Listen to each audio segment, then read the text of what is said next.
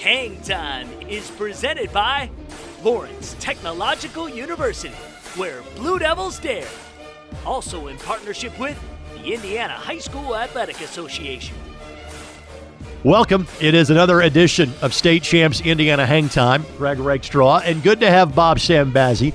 Not playing at 100% in terms of voice yet, but you can actually understand what he has to say. So speak so the audience can verify. That is very true. Okay, that's the best. You have saved it for on air, because off air, it's been maybe about 50%. That's about 95%. That's solid by you. I get there. You know what I mean? I'm a gamer. You're starting to hear the crack. There you go. And unfortunately, the only games we get to talk about right now is talking about stuff like this. Because obviously, since the last time that we have joined you on this program, literally the world has changed here in the United States. And obviously, the state of Indiana and high school sports is no exception. After an announcement middle of last week that the games would go on, but with significantly reduced crowds, by the time we got to Friday, even that was not going to happen for the IHSAA. So we are now in an indefinite holding pattern as far as the state tournament is concerned. Bob, I think there was no doubt we had to get to this point, but just overall, your thoughts as to where we stand right now. Well, it's a great question.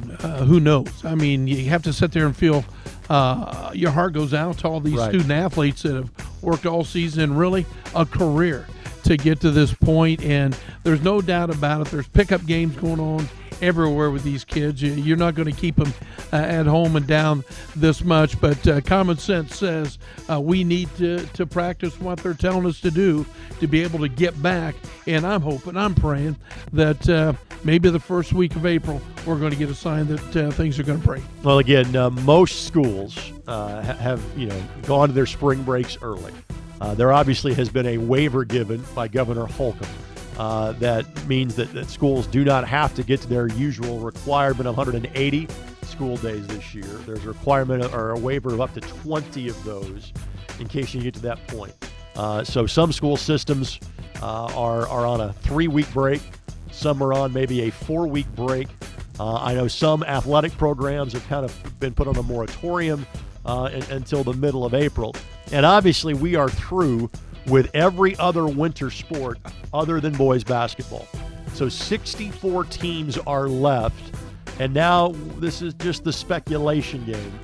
But I would say we really have almost until the end of May to get this tournament in, knowing that you're going to have the end of the school year. Obviously, that has an effect on spring sports, but we're all just guessing at this point, Bob. There's no doubt about it. The girls' sports have been completed. Yes. Gymnastics finished up, so they aren't going to be affected quite as bad. But you have to look at the basketball players that are going to run track. The basketball players of the 64 teams now, it's a very limited number, who are going to play baseball and who are going to play golf.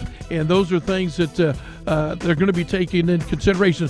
One thing that we haven't mentioned, I know you will, but I think the IHSA, Bobby Cox, under his leadership, have done a fabulous job in setting the tone for all this here in the state of Indiana. Bobby and the staff did everything they could, and athletic directors across the state did everything they could.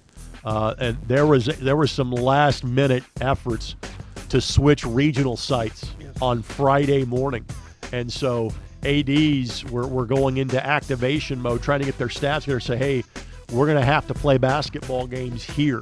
And so this was taken to the last possible moment where you had to say, okay, for public safety, this isn't going to happen. It's just an absolute shame. You know, I'm actually sitting at Southwood High School interviewing the kids for a pregame show for the regional, and we get the message from the IHSA, regionals are being moved here, regionals are being moved there. Then all of a sudden, your regional and all of them are postponed. And that is the key word, I think, Greg, that we have to look at. They're postponed, not canceled, but yet we're still in season where kids can't get out and intermingle with other teams. Why? Well, the rules are in effect. We'll keep our fingers crossed. We have a state tournament. In our next segment, we'll talk about the Mr. Basketball race, and knowing that that was supposed to be named in early May. Well, the tournament might not be done by the time we get to May, and we'll explain and talk about that when we come back here on State Champs Indiana Hangtime.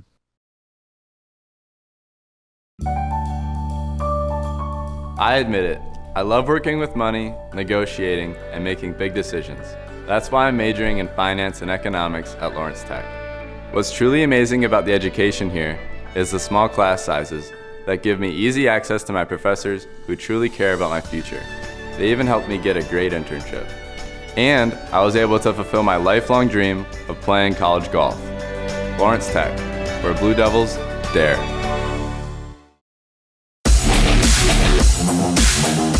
Welcome back on State Champs Indiana Hangtime, again alongside Bob Stambazze, Greg Rakestraw. As always, thanks to our friends with the ISC Sports Network, where we film our portion of the program, and thanks to Jake Morris being the guy behind the scenes that makes sure our signal gets to you however you may be watching on the various social media channels of State Champs Indiana. The Mr. Basketball race has seemingly been a 5 or even a 6-man conversation at times. And it was one that I thought was going to be determined by who was the state champion, who had the better finish as far as the state tournament. We hope that that tournament is concluded. But as of right now, Bob, we simply do not know. So, Mr. Basketball, your thoughts as to where it stands? Well, in conversation with some of my coaches that really stay up on all this because they have friends in central Indiana, because let's face it, right now, that's where the premier players really have been focused to the people that I've spoken with, to the stats that I have seen. And it's really going to be, and I would agree with you 100%, a 5, maybe a 6-man race. All right, so here's the group. In no particular, actually, you know what? This will be in order. Not necessarily as far as the winner is concerned. Okay. Because I thought it went from 5 or 6 to 3 or 4. Okay. Because I think, unfortunately, Dre Davis and Nigel Pack, because of the way that LC ended their season with the Thud, you kind of put those two guys off to the side. I know Dre was named first team All-State earlier this week from an academic All-State standpoint, so congratulations to him. They're both going to be Indiana All-Stars, but at the same time, just because they were one and done in terms of the postseason, I think those two guys go by the wayside. The fringe candidate, kind of the late candidate into the race, is John L. Davis. Is the young man from Gary 21st Century. He's going to play at Florida Atlantic next year. I thought the state tournament showcase was going to be a way for people to, hear more about him, because I thought at minimum they're playing in the semi-state, if not playing in the state championship game. So maybe his candidacy is affected by not having a state tournament to this point. So with that leaves 3. And that would be 2 guys going to Indiana University, another guy playing in the Big Ten going to Iowa, and Tony Perkins. So with that, from north to south, Trey Galloway, Culver Academy, Tony Perkins, Lawrence North, and then Anthony Leal of 4A number 1 and undefeated Bloomington South. So let's say if I made you pick between 3, Leal, Galloway, Perkins, could get your vote right now. Leal. Okay. And it was not. I was not going to omit the players out of Culver and also out of Gary, but I just look at the competition. Sure. When you look at the MIC down here, these guys just beat the snot out of each other, and they're such phenomenal athletes, Coach, that you look at them and look at the competition they're facing night in, night out. A little bit different right now what you see in the MIC, and I think you'll agree. I get to see that on a night-in, night-out basis. And again, I was able to witness all 3 of Tony Perkins' postseason games to this point. The ridiculous path that LN took, having to go through their township rival that was ranked number 2 in the state, then beat the city champion, who was just outside the top 10, and then beat a Warren Central team that took them to overtime. And LN had to come from behind in both games. Perkins played exceedingly well, but the great thing about that team is that he doesn't have to be dominant, because they've got other very good players that go around him. As far as who wins, I don't know, because again, I think that will be delayed until we have some sort of clarification on what happens in the state tournament. The Mr. and Miss Basketball Awards are set to be handed out the first weekend in May by the Indianapolis Star at their annual Sports Awards banquet. Well, obviously that banquet now is likely to be delayed, postponed. I hope not canceled, because it's a great thing that the Indianapolis Star puts on. But we were having a conversation off the air about all-star games and things like that. Once we get the all clear to go back out in public again, you can have all-star games from the girls' perspective. Their season has been done since February the 29th. On the same token, though, you can't have that yet for the boys. And so much like everything else in life, Bob, it is simply in a holding pattern right now. And once again, going back, you feel sorry for the kids, all the effort they put into it. But I'm sure they understand they're young adults now, getting ready to head out into college to their expanded life. But one thing you have to look at now with that, if the girls do get that opportunity, it's going to take a little time for them to get honed in back in basketball shape. All right, so with that, let's hope for the best in all aspects of Yes. life right now. But assuming there is a state tournament that gets restarted, what's the matchup, regional site, whatever you're looking forward to the most? Wow, I've actually went through some of these. One that I would really like to say is probably not on a lot of people's radar.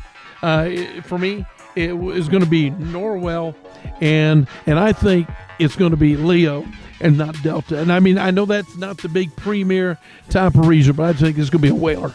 Norwell was a team that kind of surprised some folks early, just kept winning throughout the course of the season. Fantastic defensively. The job that Mark Detweiler has done at Delta has been absolutely outstanding. He was at Union County for a long time, built a solid program there, was at Randolph Southern before that. This is a Delta team that was undefeated up until the regional championship game last year and lost several key pieces off that team. And the Eagles got back to the regional round again in 3A, the regional that had so many people's attention. Number 1, number 2, number 3, Silver Creek, Silver Creek Hills, who got by Bosse, and Greensburg again. That was in the 3A level in the southern part of the state. And again, I hope we have all of these matchups that we can look forward to coming up a little bit later on. We will join you again as developments warrant. Obviously, there has not been games since the last time that Baz and I got together. But once we know, one way or the other, we will do this again. Thanks for joining us for our portion of State Champs Indiana Hangtime. Lauren, back to you. All right, thank you, Greg, and of course, Bob Stambazze, for all your work all season long on Hangtime. I was hoping we didn't have to end it like this. We really wanted to see state champions coming out of the great Hoosier State. There were going to be some great matchups ahead, but it is what it is, and this too shall pass. Thank you all for checking out Hangtime. Hopefully you guys enjoyed the program. Of course, you can reach out to us on the State Champs Indiana socials. Let us know what you'd like to see in the show. We're going to try to compile more video, look back at some of the things that we did over the course of the year, and try and put together some clips that you guys will enjoy. So stay connected with us, and we'll make sure we try to continue to bring you new content. Of course, we want to send a big shout out to Lawrence Technological University for sponsoring this program. Again, if you really want to be invested in a great education, and maybe you want to play college sports and want to live that dream, LTU might be the place for you. Go to ltu.edu for anything academic. Go to ltuathletics.com to check out everything going on, the 26 NAIA varsity level sports here at Lawrence Tech. Once again, thank you so much for watching, and we'll talk to you soon. State Champs Hangtime is presented by Lawrence Technological University, where Blue Devils dare. Also in partnership with the Indiana High School Athletic Association.